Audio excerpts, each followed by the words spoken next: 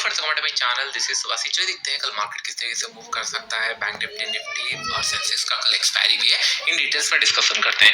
आज निफ्टी बहुत ही अच्छा मोमेंटम दिया। 12 बजे के बाद जब भी मोमेंटम मिलता है it's a option buyer day, और आज क्लास भी था तो मैं लोगों को ही बता रहा था कि नहीं, अगर हम लोग सेल करेंगे, यहाँ तक मार्केट आया था एंड 900 के आसपास हम लोगों ने एक रजिस्टर सपोर्ट फाइंड आउट किया था, क्योंकि कल भी मैंने आप लोगों को वीडियो के अंदर बताया था ये गैप फिल करने आ सकता है, और ये गैप फिल करेगा तो वहां तक हम लोग का टारगेट होना चाहिए। इसके बाद हम लोगों ने कुछ पी भी ऐड किया था, सी भी शॉर्ट था। मैं एक पॉइंट बार बार बताता हूँ कि नहीं, आजकल जिस तरीके से ये फिक्स चल रहा है 15-16 रुपए के आसपास चल रहा है, और जिस तरीके का वॉलेटिलिटी है, 5 रुपए का प्रीमियम 3-4 बार होना, 20-25 रुपए होना बहुत कॉमन हो चुका है। इसके लिए मैं बार बार मैंने आपको आई थिंक 1 साल पहले से ही बताया है कि नहीं, option seller doesn't mean that कि नहीं अगर आप 100 रुपए में सेल किए हो तो जीरो तक होल्ड करना है। अगर आपको 80-90% का प्रॉफिट मिल चुका है, दैट टू कि नहीं 2 o'clock के आसपास या फिर 1:30 2 o'clock के आसपास अगर मिल चुका है, फिर आप एम टू एम में ट्रेल करना स्टार्ट कर सकते हो। जैसे आई थिंक आज हम लोगों ने कुछ कम ही क्वांटिटी ट्रेड किए थे, मॉर्निंग के अंदर बहुत अच्छा प्रॉफिट हुआ था रूल्स के हिसाब से।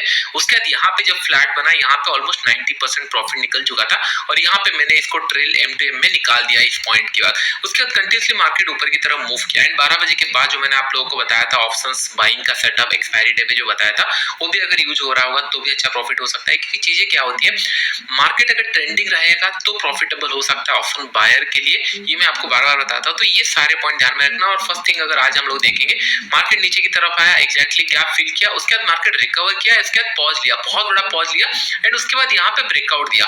ये ब्रेकआउट का अगर कोई ट्रेड किया होगा एटलीस्ट ये टारगेट के लिए, तो भी बहुत अच्छा प्रॉफिट यहाँ पे हम लोग को मिल सकता था। उसके बाद फिर ये डायरेक्शन चला गया, और दैट टू कि डे हाई।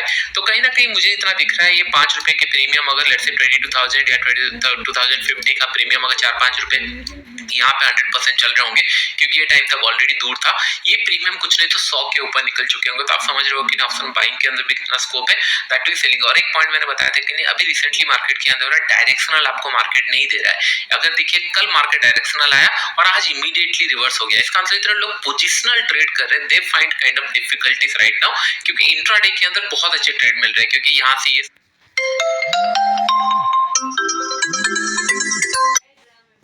या ट्रेलिंग करके निकालो या फिर और बाय करो चलेगा। लेकिन इंट्राडे के अंदर अगर कोई कल शॉर्ट करके रखा होगा, मार्केट नीचे की तरफ आया, ऑलमोस्ट बैंक निफ्टी अगर देखेंगे 22,200 या 250 से अगर 880 तक आ चुका है, तो बहुत सारे लोग कंफर्ट जोन पे बैठे होंगे एंड उसके बाद जब ये रिकवर हुआ, हो सकता है शॉर्ट कवरिंग हो सकता है यहाँ से फ्रेश बाइंग स्टार्ट हुआ, तो कल हम लोग को समझ में आ जाएगा। लेकिन मेक श्योर एक नहीं, 3-4 दिन का मोमेंटम 2 दिन के अंदर ऊपर नीचे हो गया है, दिस इज कॉल्ड, मतलब इसी के लिए विक्स अगर कम है तो बहुत ज्यादा डिफिकल्ट होगा ऑप्शन सेलर्स के लिए। और बायर के लिए मैं बार बार बताया, विक्स कम है, टारगेट बड़ा प्लान करना। अगर आपको प्रॉफिट मिल रहा है तो टारगेट बड़ा प्लान करना है, क्योंकि 50-60 रुपए का मोमेंटम आपके फेवर में एक अच्छा खासा प्रॉफिट देके जा सकता है। चले हम लोग अभी बैंक निफ्टी देख लेते हैं। बैंक निफ्टी इतना कुछ खास मोमेंटम नहीं किया, नो डाउट यहाँ पे आप लोग को एक डब्ल्यू पैटर्न दिखा होगा, उसके बाद रिकवर हुआ, लेकिन ये आज का जो हाई था उसके ऊपर ट्रेड नहीं किया एंड 47,000 के नीचे ही क्लोज दिया है। तो दैट मींस 47,000 आसपास हम लोग का रेजिस्टेंस है।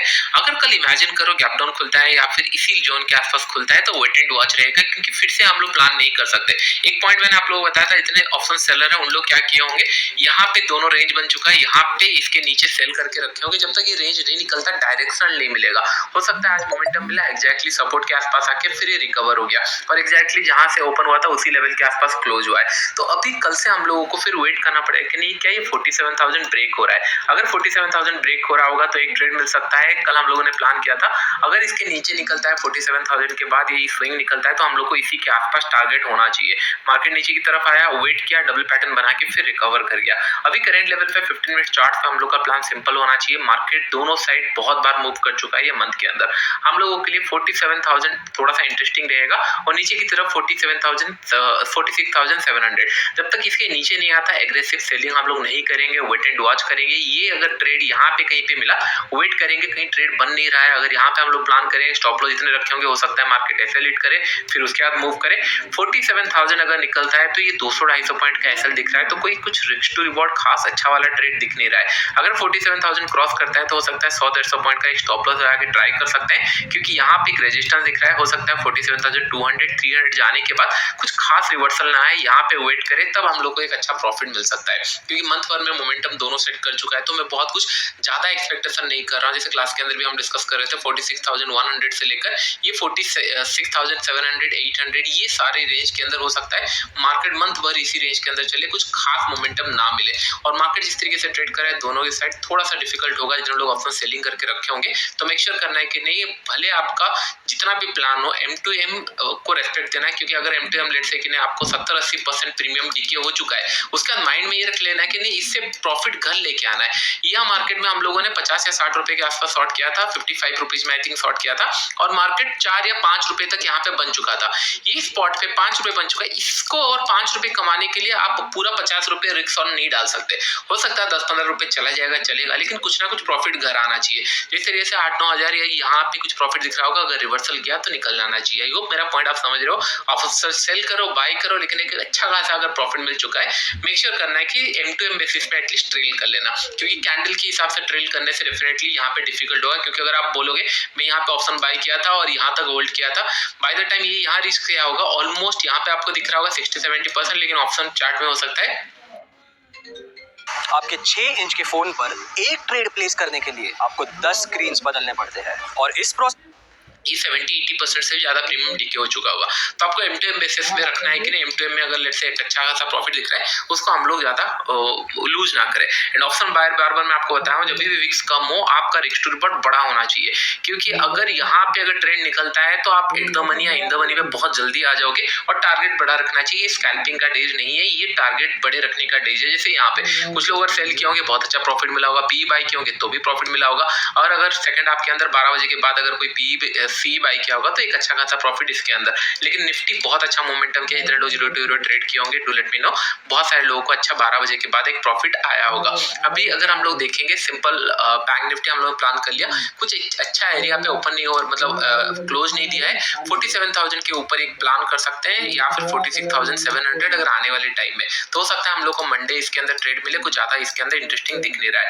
निफ्टी बहुत ही अच्छे एरिया पे क्लोज दे दिया। अगर हम लोग देखेंगे मार्केट यहाँ से स्विंग बनाया, मार्केट वेट किया 20,800 हाई के आसपास सेलिंग आया, फिर उसके बाद कंटिन्यूस मोमेंटम कर गया 22,216 इसी जोन के आसपास कहीं पे क्लोज दिया है। तो कहीं ना कहीं हम लोग को एक पुल बैक चाहिए 15 मिनट चार्ट में। We just need this type of candle. अगर मार्केट थोड़ा सा गैप अप खुला, जस्ट हैव टू वेट, एक पुल बैक आने दीजिए, उसके बाद अगर क्रॉस करेगा, क्योंकि अभी स्टॉप लॉस रखने का प्लेस नहीं है। जैसे बैंक निफ्टी के अंदर बताया 200-300 पॉइंट का स्टॉप लॉस दिख रहा है, इतना स्टॉप लॉस रख नहीं सकते। कल अगर इमेजिन करो यहाँ से अगर ये ब्रेकआउट हो रहा होगा, स्टॉप लॉस कहाँ रखेंगे, क्योंकि कहीं पे भी नेगेटिव सिनेरियो नहीं है। हो सकता है कि नहीं प्रॉफिट बुकिंग आया, नहीं हो सकता है कल गैप अप खुले और प्रॉफिट बुकिंग आ जाए। मार्केट तो पुलिस है, लेकिन हम लोग का एसएल पहले हिट हो जाए। हमेशा अपने पॉकेट साइज के हिसाब से वेट करना पड़ेगा कि नहीं कल कहाँ पे हम लोग को एक नेगेटिव साइड के बाद पॉजिटिव मिलता है। अगर इमेजिन करो गैप अप खुला, थोड़ा सा नेगेटिव आया और ये जो ब्रेकआउट दिया है, ये जोन के आसपास कहीं पे अगर पॉजिटिव साइन दिख रहा है और फिर क्रॉस कर रहा है, तब हम लोग बाइंग का प्लान कर सकते हैं। स्टॉप लॉस यहाँ पे हम लोग का लग जाएगा। अगर मार्केट गैप डाउन खुलता है इस जोन के आसपास, वेट एंड वॉच, कोई हम लोग ट्रेड नहीं ले सकते, क्योंकि कल मार्केट नीचे की तरफ आया था, आज मार्केट सेकंड हाफ पे बाइंग की तरफ चला गया। कल अगर गैप डाउन खुल गया तो नो डाउट बहुत सारे लोग यहाँ पे फंसेंगे। जितने लोग यहाँ पे बाय करके होल्ड कर रहे होंगे उन लोगों को डिफिकल्ट होगा, तो वेट करेंगे। एक दिन के बाद अगर ये ब्रेकआउट दे रहा है तभी हम लोग फ्लो में बाय कर सकते हैं। आई होप मेरा पॉइंट आप लोग समझ रहे होंगे। बहुत ही इंटरेस्टिंग जगह पे है, लेकिन हम लोग इसको एग्रेसिवली ट्रेड नहीं कर सकते। और नीचे की तरफ 22,080 एक क्रूशियल लेवल है, ये वॉलेटिलिटी एरिया होने वाला है। अगर कल एक जगह ट्रेड मिल सकता है, अगर गैप अप खुला उसके बाद थोड़ा सा रिकवर हुआ, उसके बाद अगर मूव किया, जैसे यहाँ पे गैप अप खुला, थोड़ा सा रिकवर हुआ, अगर ये क्रॉस कर रहा होगा यहाँ पे बाय करके स्टॉप लॉस हम लोग यहाँ लगा सकते हैं, वो एक अच्छा ट्रेड बन सकता है अगर कल गैप अप खुला। तो वेट करते हैं किस तरीके से मार्केट मूव होता है। चलिए थोड़ा सेंसेक्स देख लेते हैं कहाँ पे प्राइस एक्शन बना हुआ है। सिमिलर निफ्टी की तरह प्राइस एक्शन बना हुआ है। अगर इसको प्लान करेंगे तो स्टॉप लॉस रखने के लिए डिफिकल्ट होगा।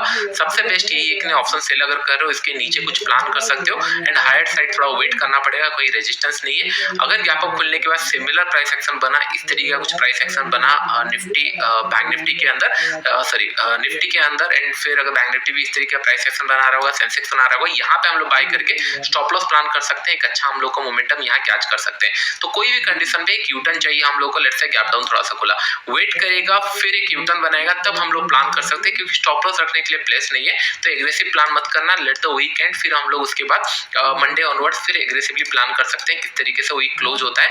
एंड हम लोग का मंथली भी एक्सपायरी आने वाला है, तो बहुत सारे पोजीशन स्क्वायर अप, फिर एड ऑन, बहुत सारी चीजें होने वाला है, क्योंकि ये 29 का ही मंथ है। उसके बाद फिर नया सीरीज स्टार्ट हो जाएगा। तो इंटरेस्टिंग है नेक्स्ट वीक किस तरीके से ट्रेड बन सकता है, क्योंकि करंट लेवल पे आज बहुत अच्छा मार्केट रिकवर किया, दैट टू निफ्टी स्पेशली बहुत अच्छा मोमेंटम किया, 162 पॉइंट ऊपर है और एक टाइम पे 21,870 और वीक्स कितना चल रहा है 15-16 के आसपास चल रहा है। और इस टाइम पे जो 4-5 रुपए चल रहे होंगे वो डेफिनेटली आप लोगों को 100, 150, 200 भी जा चुके हैं, 200 नहीं 100, 150 तो टच किए ही होंगे, क्योंकि जिस हिसाब से मोमेंटम किया है। और एक पॉइंट आपको याद आ रहा होगा ऑप्शन बाइंग के अंदर, मैं बार बार आपको बताया विक्स अगर कम है टारगेट बढ़ा रखो। आप ऑप्शन बाइंग कहीं पे भी कर रहे हो टारगेट बढ़ा रखो, इससे क्या होगा एक बड़ा मोमेंटम आप at the money in the money आ जाते हो, एक इतना अच्छा पॉइंट मिल जाएगा फिर उसको आप लूज नहीं कर सकते ज्यादा। जैसे 12 बजे के आसपास मैंने सिंपल ही बताया था, 12 बजे के आसपास अगर मार्केट ब्रेकआउट या ब्रेकडाउन दे रहा है उस हिसाब से उसी फेवर में ट्रेड करना, प्रीमियम कम रखना, टारगेट बड़ा रखना।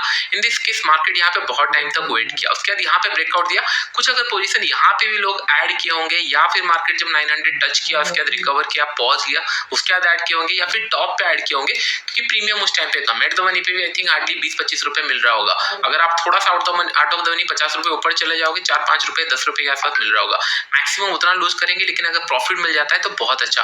तो जितना यहाँ पे कल सेलिंग आया था उतना आज रिकवर हो गया है, दैट मींस यहाँ पे सेलर फाइट कर चुके हैं, बायर फाइट कर चुके हैं। अभी ये देखना है कि नहीं फॉलो थ्रू कहाँ मिल रहा है, क्या कल मार्केट थोड़ा सा पॉज लेने के बाद एक सेलिंग आने के बाद फिर और एक बार बाइंग आ रहा है, अगर बाइंग आ रहा है तब हम लोग बाई करेंगे, अदरवाइज वेट एंड वॉच वाला डे रहेगा, क्योंकि कुछ खास मोमेंटम इसके अंदर दिख नहीं रहा है। आज एक अच्छा मोमेंटम हो चुका है, मेरा बस यही प्लान था मार्केट अगर नीचे आएगा 900 के आसपास एक सपोर्ट है, उसके बाद ये मोमेंटम हमने यहाँ तक एक्सपेक्ट किया था, ये मोमेंटम एक्सपेक्ट नहीं किया था। ये होता है कि नहीं जब भी हम लोग ऑप्शन ट्रेडिंग करते हैं बहुत सारे लोगों का स्क्वायर अप होता है, पोजीशन वेट होता है, इसके लिए सिंपल एमटीएम के अंदर अगर आपको कैपेसिटी ज्यादा बियॉन्ड लॉस दिख रहा है क्लोज कर दो, या फिर अगर एमटीएम में लेट्स से कि 10,000 का प्रॉफिट दिख रहा है तो 6,000 में बंद कर दो, या इसका मतलब ये नहीं कि 10,000 का अगर 12,000 मिलना होगा इसको जीरो करके बैठ जाए, ये बहुत बड़ा गलतफहमी रहता है कि अगर 70-80% प्रीमियम डीके हो चुका है, मेक श्योर कुछ पैसा घर लेके आना बहुत ज्यादा इंपॉर्टेंट हो जाता है। आई होप ये छोटे-छोटे पॉइंट आप लोग को साइकोलॉजी पॉइंट समझ में आ रहा होगा। एंड अभी के लिए फ्रेंड्स इतना ही, वीडियो चलो like and share friends, thank you.